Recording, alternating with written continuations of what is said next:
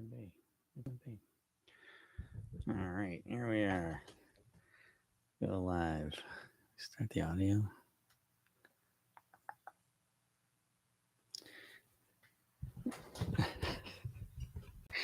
Annoying.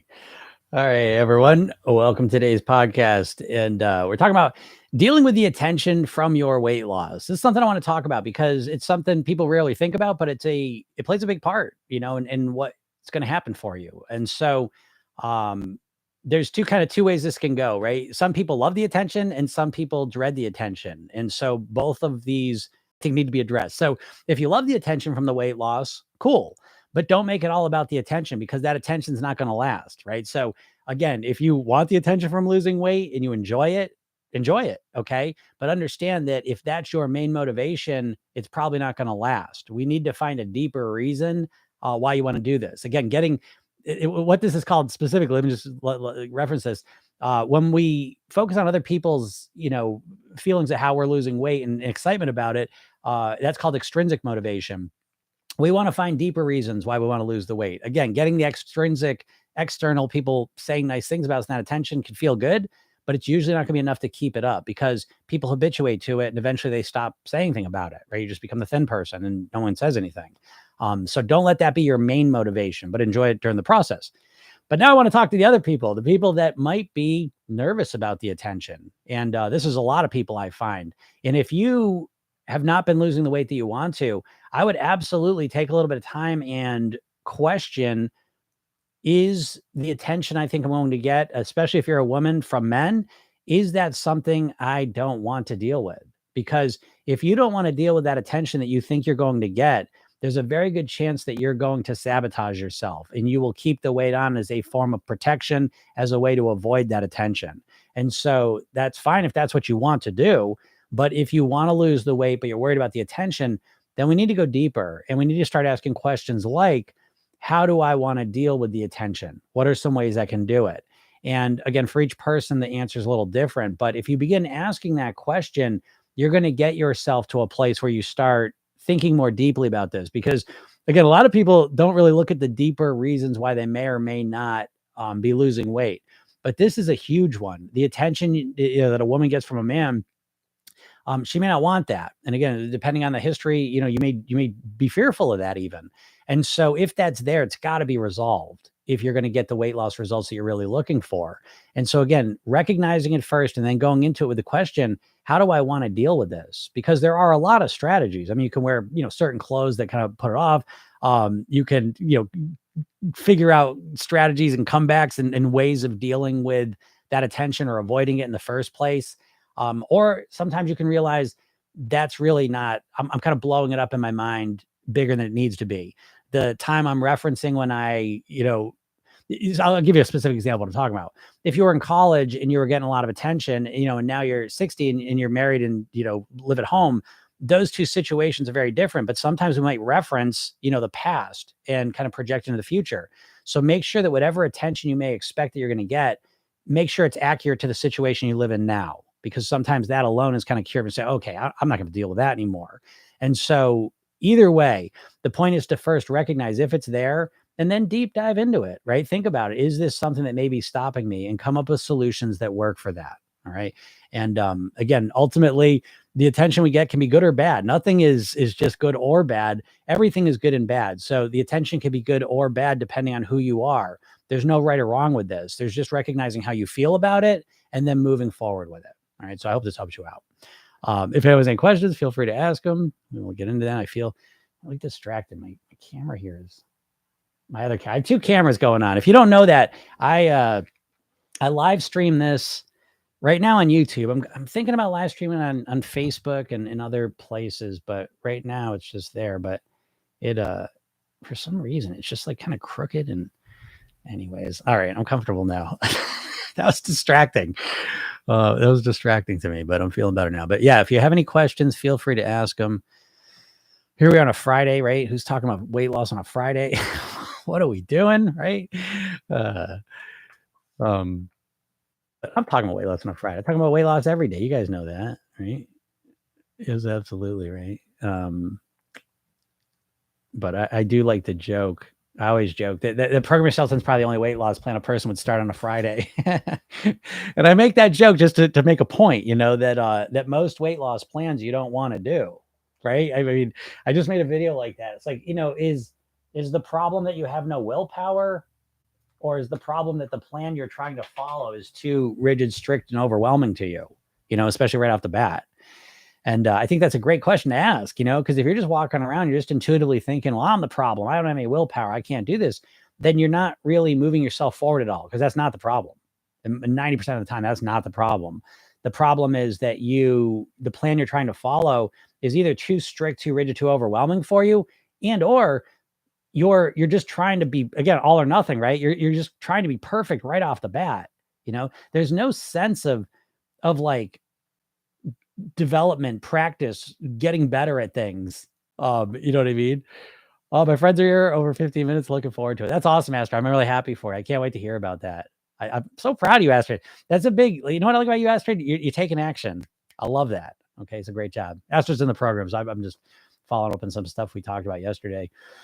In Program Yourself, then we actually have, in the coaching version of it, we have live calls every Tuesday and Thursday. And I think that's a big piece of the puzzle. You know what I mean? Like I offer the program without the coaching as well. And it's still great and people are getting results. But if you can get the coaching, man, coaching with people is, especially, like, again, there's the fact that I know what I'm talking about, but there's also the fact that by nature, we don't have perspective on our own problems and solutions. And so we're just unaware of them. I always use the example, and follow this if you want to, but you close one eye and look at your nose, you see it. Close the other eye, look at your nose, you see it. Open both eyes, your brain deletes your nose. And so your brain's doing this all the time. So a lot of the things, especially when it comes to weight loss, because you've been at this for so long, you just don't see what the problem is, right? You think it's this thing and it's actually this thing over here, and you're just spinning your wheels. I get out here and try and hit the big things, in terms of diet mindset that you may be stuck in. But when I can work right with you, you know what I mean? We do all our calls are on Zoom, and when I can spend some time with you and hear what you're saying. I've done over 5,000 private weight loss sessions. I've been doing this for 20 years. I can hear things and pick things up that you can't, and I can move you forward. And it's very rarely about the weight loss stuff. That's what I find very interesting coaching about weight loss is I'm rarely talking about food. I'm not talking about like what to eat, exercise. I'm not talking about that same shit you always hear from the diet industry. It's usually stuff about like, I don't know, when's the last time you had some friends over, right? When's the last time you took a break and, got some relaxation or did something you like to do? It's so funny. It's so rarely is about like what you should eat, like your weight loss issue is not that you don't know what you should and shouldn't eat. The problem is you can't get yourself to do it consistently. And so that solution is different than you normally think about, and so, I love this coaching because it's just funny because I work with people. Everyone in the program they're almost always overthinkers, very smart, usually successful professionally or personally in some capacity. And then it comes to their weight though, and they're struggling, so it's not that they don't have the skills or the ability. It's just, there's a weird thing our mind does where it's like, we can have willpower and this, focus and motivation and ability to take action here in this area of our life. And then when it comes to the weight, we don't have any of that ability. Right. So that doesn't make any sense. The ability's there. It's just for some reason, we're not tapping into it. And so it's fun. I like the work I do because a lot of the results are really quick. We're not developing the skills. We're just mapping them over where they haven't been mapped over to. I hope that makes sense. Donna says, you helped me a lot to put the focus on how I feel after the food I eat and not to focus on pleasure. Yeah, that's great, Donna. That's kind of the point. I mean, now, again, here's the thing. Let's bring pleasure into it too, though. The pleasure, we can focus on pleasure. And I think this is an important piece of the puzzle because your brain is a pleasure seeking mechanism. So we don't want to make this all about like, I can't eat that food because I don't want to feel like shit. I don't want to be overweight. I don't want that. We don't want to make it only about pain. We want there to be a pleasure. The pleasure, though, that we're tapping into is the bigger pleasure of being the person we want to be, being in control of our weight, our health, our eating, how we look, how we feel, who we are as a person. And so we keep attaching our pleasure to that. So it's not that we're not focusing on the pleasure. It's that we're shifting from the pleasure of the food to the pleasure of being the person we want to be with the success of, again, eating the way we want, living the way we want, look the way we want, feeling the way we want, all those things. And ideally, so we're not getting rid of pleasure. We recognize the pleasure of the food. and we create a bigger pleasure by really blowing up this idea of who we want to be and all the pleasure that goes along with that. Okay. But great job. Thank you so much. You're welcome. Welcome. The coaching really helps. Yeah, Astrid, right? Of course, right? It's just because like a lot of people come into the coaching calls and it's like you just feel stuck a lot. That's what ends up happening. And part of the reason you feel stuck, another piece of that is that you get into moods, and you get into these moods where your brain basically just shuts down on top of it. I see this. This is probably the main thing I see coaching is that very smart, intelligent people get into a bad mood and everything just shuts down. And now they can't even see the simplest of solutions, So again, pulling them out of that state, that's my favorite thing. And I think it's the most important thing of coaching. And I always say this to my clients when I start working with them. I say, listen, you're not paying me for when you're doing great and everything's going great. You're paying me for that week when you feel like, this isn't worth it. This sucks. I'm not feeling good, And so I like being there when people feel down because then I flip them around. And when you go through it a couple times, you learn how to pull yourself out of the holes. And I think that's one of the biggest parts of change in general, but certainly weight loss is getting yourself feeling back on track. Bailey says, had knee-jerk reaction today, got on scale and was disappointed. I had to remind myself, be patient. Yeah, exactly. Well, that's great. Yeah, Bailey. Okay, that's perfect. And that's what it is. Yeah, you're going to step on the scale. Listen, folks, my program, any weight loss program on the planet, there's going to be a time when you step on the scale and it stayed the same. It didn't go down as much as you want, or God forbid, it goes up. And that's 100% what you're going to expect every single time you try to lose weight and start measuring it, because weight loss is extremely unpredictable and uncertain during the short term. In the short term, your weight loss, there's a million things. And especially like you see, like with weight loss, we've been conditioned to zoom in. And so, you spend a week on a keto diet, let's say, right? Or intermittent fasting or 1,200 calories. It's like that week feels like a month. And now you step on the scale, like you're expecting like 3, 4, 5 pounds or something, so your expectations are way out of whack. And you go and step on that scale and you only lost 1.5 pounds. And now you feel devastated. Does that, right? And so much of this process is managing expectations and dealing with those emotions, I don't know, Jody, I don't know if you've heard me say this, but if you're going to use a scale, if you want to lose weight and you're using a scale, and you don't have to, right? Again, the golden rule is you do what works for you. There's no right or wrong. But if you're going to use a scale to measure your progress, I would suggest using that scale every day, because your weight can fluctuate pretty wildly day to day. I got about a 5 pound is about the maximum shift I can have in about 24 hours. But usually, it could be 2, 3 pounds pretty consistently, just day to day. What was the difference? I don't know. There's a lot of factors. But so if you weigh yourself week to week, the chances that you weighed yourself the first time and you were down 2 pounds, right? You were kind of lower. Then the next week you weigh yourself and you're up 1 pound, right? And now it's just like, it feels like, oh, I did all that. But then if you weigh yourself the next day, once a week, I don't think you get a real clear idea of where you're at. And you're not taking all those little shifts and fluctuations into account. And the chances of you feeling discouraged go way up. And that discouragement is stepping on. Give me some hearts. Tell me if you've ever had this happen, that you've been on a weight loss plan, whatever it's been, and you were doing it, and then you stepped on the scale, you were disappointed by what it said, and you stopped. You quit, right? Because you were just too discouraged. You couldn't keep going. You couldn't find the motivation to continue anymore, right? And what's even worse is I have clients that are successfully losing weight and they feel discouraged, right? Because the diets, all that diet marketing has put these unrealistic ideas in our minds. So we're walking around, I don't know, I don't expect a lot of weight loss, maybe 3 pounds a week. That's a lot of weight loss, And so we're anchored way high, and we got to deal with that. We've got to learn with that. Now, how do you deal with that? The way I suggest you deal with it is you have to keep reminding yourself, this is not about weight loss. I don't give a shit about losing weight. I want to get to my goal weight and live the rest of my life there on near autopilot. That's what I'm focused on. I don't give a shit how much weight I lose this month. I want to be at my goal weight or very close to it next year at this time. And I know that's hard to do at first because you're never taught to think that way. But that's the truth of what you want. How long you want to keep the weight off for, right? You're saying forever. So what is your rush?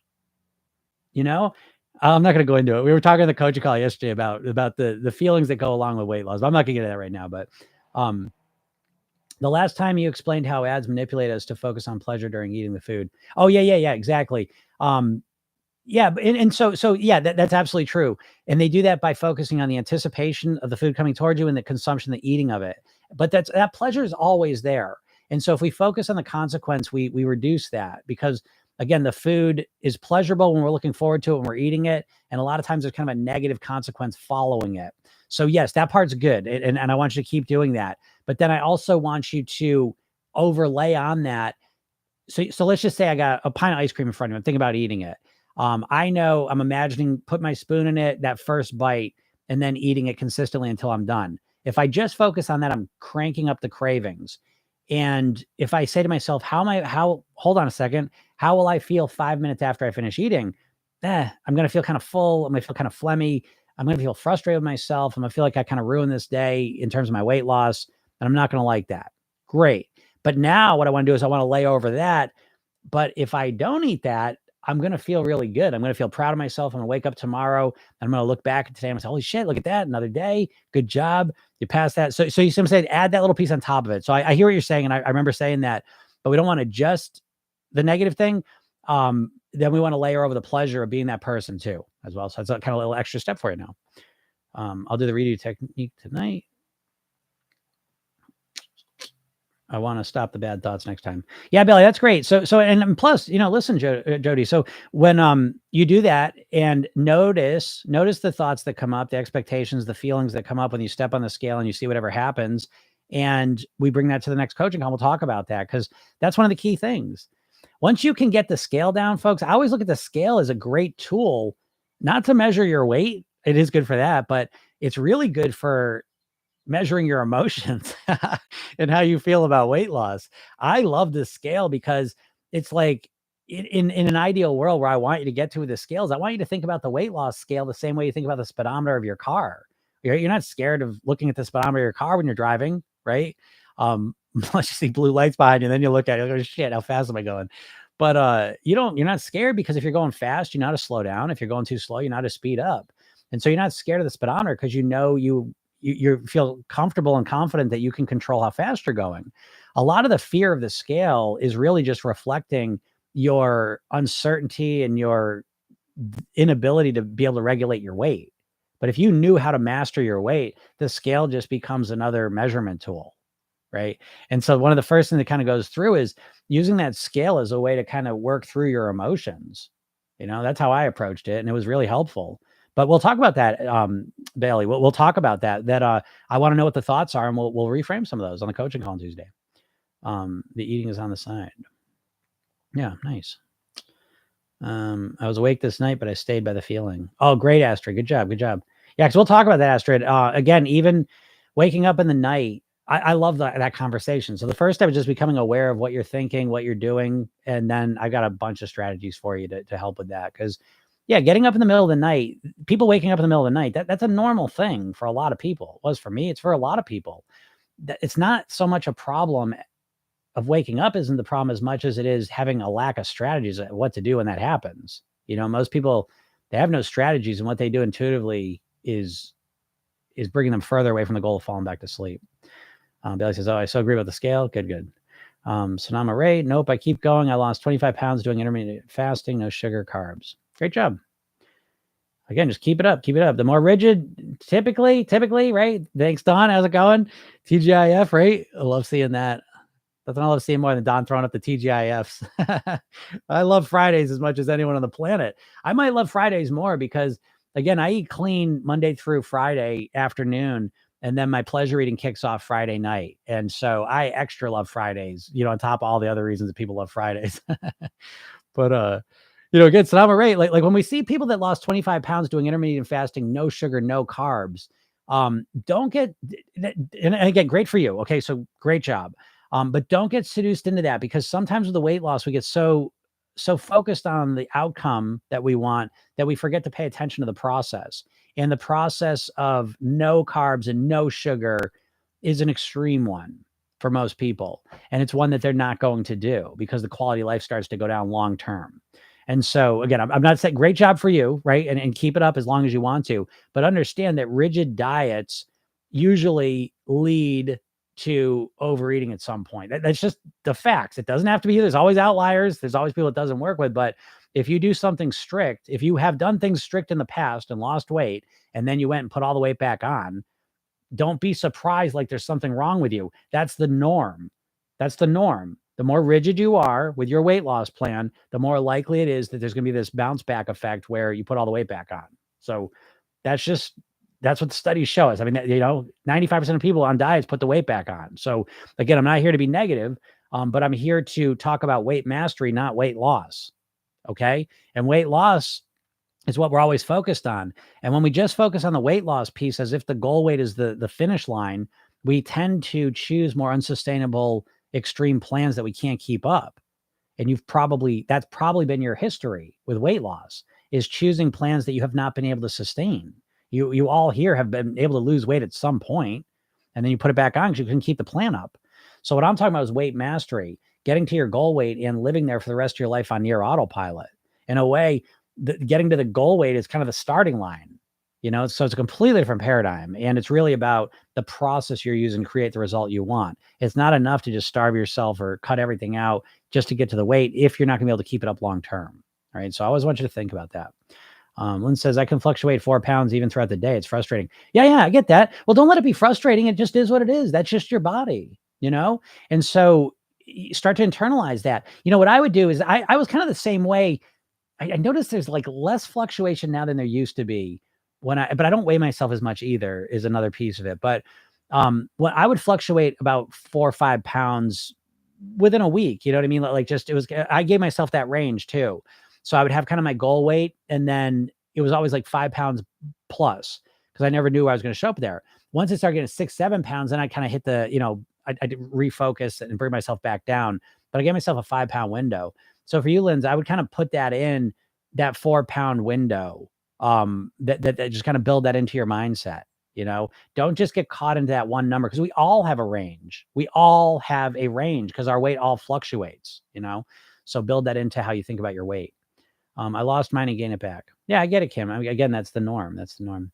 I have to go. See you next time. See you later, Astrid.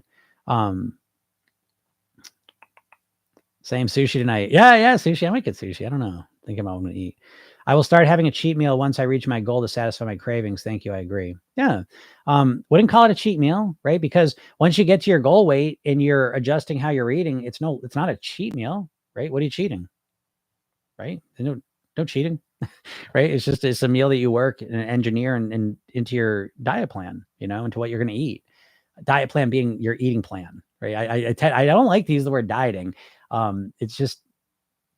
It's just connected to so much bullshit. My main thing, right, if you don't know me, is that I think most people that are struggling with weight loss are stuck in a dieter's mindset. And so I try to, as much as possible, really not use the language of dieting when I can. Smurfy, is intermittent fasting a bad idea if it's sustainable? No, I don't think so. I mean, I think intermittent fasting has all sorts of great, but I intermittent fast. Let me just say that first of all. So there's no right or wrong. There's only what works for you. I intermittent fast, but I kind of came into it 30 years ago. It wasn't about intermittent fasting. I wanted to stop eating at night. And so I created a bigger window before I went to bed. And when I stopped eating, and that got bigger and bigger till now, it's usually, I stop eating 6, 7 o'clock at night. I'll eat the next day, 7 or 8 o'clock, so I create this 13, 14 hour window. And that was amazing. I think giving your body a break from eating is normal, natural, and wonderful. I think it feels amazing in every way. So I love it. And so, every person has to figure out what works for them. So you say it works well for me, 18.6. Great. If you love doing that, I think it's great. I think it's important to understand too, though, like intermittent fasting is just a tactic. All these diets are just a tactic. I think you're not going to get the results you truly want if you just intermittent fast, if you just do keto, if you just do Weight Watchers. I think you need a more comprehensive approach to mastering your weight, because it's rarely the strategy that makes the difference, right? Because every diet will work if you did it. All of them work if you follow them perfectly. The problem is, can you follow them perfectly? And what really leads to us following them is kind of where we're at mentally, emotionally, energetically, right? It's like, what to do and you're on task and on plan. And then all of a sudden, you get in a fight with your boss, you I don't know, your dog gets sick, you got to move. Just these life things happen. And all of a sudden you can't keep up with the plan, And so we need a more holistic approach, I think, to set ourselves up to follow the plan that we want to follow, that we've customized to ourselves, The mindless eating is usually focused on junk. Yeah, I have focuses on meals. Yeah, yeah, exactly. But hey, Smurfy, and I think that's great. So again, I think that's what you just said is really important. And program yourself, then we structure our reading. We have a 5-2 model, 5 days clean eating, 2 days of pleasure eating. And within those days, the clean days especially, it's meal based, right? So there's breakfast, lunch, dinner is where we ultimately want to get to go. Now, some people, myself included, I used to eat, I'd have junk cereal, Wonder Bread, Jif toast, peanut butter for breakfast, maybe some juice. And then I would usually have a donut, a muffin, or a croissant as a snack. And then I'd have lunch, and it was usually a sandwich of some type with chips, followed by a cookie. Then I would have an afternoon, I'd have a candy bar, chips, maybe a soda. Then I'd eat my dinner, and then I would snack all night. And so that's where I started from. And so it's like from that starting point, I didn't just go to 3 meals a day. That was the goal. Again, with weight loss, the frustrating part is everyone's so impatient. They want to go from all, they want to go from nothing to all. And it's overwhelming a lot of times. So I like to think of like, in program yourself, then we follow the all or something model where you slowly start to improve yourself strategically and systematically. But moving towards a focus on meals, I think is very important. Snacking is an unusual thing to do. It's a new concept put there by the food industry. And I think if you're going to snack in your life, you're going to have a very difficult time losing weight and mastering it. I always say, and I've said this a number of times already today, there's no right or wrong. There's only what works for you. My only exception is structuring your eating. You have got to create structure with your eating. If you don't, you're just going, see, because what you're doing to lose weight requires behavior change, right? You got to change how you're eating. And in order to change how you're eating, you have to understand that your eating is an automatic behavior, right? Very much like brushing your teeth, you know? And so it's just something you do on autopilot. And what a lot of people do is they try to consciously control this automatic behavior. And it kind of feels like if you tried brushing your teeth with the other hand today, you can do it, but it takes a lot of thought and effort. And it feels weird and it's uncomfortable. And you feel like you're not doing it right. And so when you try and control your eating consciously, it takes a lot of energy. It feels weird and all the rest of it. So we have got to structure our eating systematically. And I think moving towards a meal-based approach, breakfast, lunch, dinner, or 2 meals, whatever you choose. Again, in this part, that's up to you. Some of my clients do 1 meal a day, 2 meal a day, 3 meal a day. But I think moving towards because that's what intermittent fasting, that's why that works, is because there's no magic to it. It just compresses your eating window, and so that for most people is going to reduce calories because it focuses you on what you're eating more effectively, but it doesn't have to just be that model either. Again, you can have the 3-meal model and you can do it that way as well. Yeah, snacking's rarely an apple or carrots. Now that's true for a lot of people. That's not true for me. So if I get hungry now, I got one right here. You know what I mean? I'll eat an apple, I'll have a banana. So I will actually snack on healthy stuff. But yeah, it's a process. That's the part. That's probably the worst part of the diet or mindset, is that impatience and that thing that you can just change everything tomorrow. You can't change everything tomorrow. I was saying this yesterday. You can only do your best, and your best isn't that great. Tough shit. What do you want from me? It's just not that great. I don't know what to tell you. Like, you know what I mean? Like, do your best at eating better and losing weight. And know also that your best isn't that good, because why would it be? Why would it be? You haven't practiced this. Hey, we got Smurfy here who's been practicing intermittent fasting and like more practice with it. Smurfy's probably better at it. I've been practicing for 30 years. My best is better. I've been practicing it. If you haven't been focusing on your eating, you've been off and on yo-yo dieting all over the place, your best isn't that good. Do you know what I mean? Like, I don't mean this to be harsh, but why would it be good? Like, let me put it in a different context so if you're upset. But it's like, also, I'll play guitar. I'm okay at guitar. I've been playing for a while, but I've never really committed to it. It's like, it's a hobby, you know what I mean? And it's like, I keep doing it and I get better and I enjoy it, but my best isn't that great. You know what I mean? I can try my best and be as focused and all the rest of it as I want to be, but I have my ceiling is here. Do you know what I mean? And so your ceiling, your weight loss ceiling is here. And yet you think it's up here. You think you're going to start day one being perfect and you're just gonna be perfect until you lose all the weight. It's insanity. I don't blame you for it, because this is the effect of the diet industry. You know what I mean? Just your whole lifetime of diet industry on your head. It's got you thinking crazy, but you're way overestimating your abilities. Sorry, but it's just true, right? Yeah, Lindsay says facts. Thank you. I know, right? Again, I go, I'll just write this down. Isn't that good? It's funny to me. Because I'm not trying to be a dick. I'm just you know what I mean? You need to hear some honesty when it comes to weight loss because the whole weight loss industry is a bullshit. It's all bullshit. You know what I mean? I was doing a call last week with a guy who is like a master copywriter. He's been involved with weight loss and hypnosis for forever. And it's like he comes in and he doesn't ask me what I do at all. He's like, this is what we're going to do. You know what I mean? He's just like, and I realized I'm like, damn, all weight loss is like, it's all just marketing. Even Weight Watchers, the points thing was made up by a marketing team. It's all just marketing. It's all bullshit. And no one's telling you the truth. I can tell you the truth because I got the Robinhood model. I do this for free. So it's like I got my clients that pay me good money, and then I can get out here and just tell you all this shit for free, and I don't have to hold back or bullshit you, which I think is a real valuable thing for you all because I think you're bullshitted left and right and up and down in the weight loss industry. Constant bullshit. So anyways. As soon as I've turned 51, everything I eat goes directly to my midsection. Help, I don't binge, etc. Yeah, I get that too. So again, here's that comprehensive approach I'm talking about, and this is true for everyone, but especially if you're menopausal, hormonal, thyroid issues, insulin resistant, all those physical issues that people struggle with.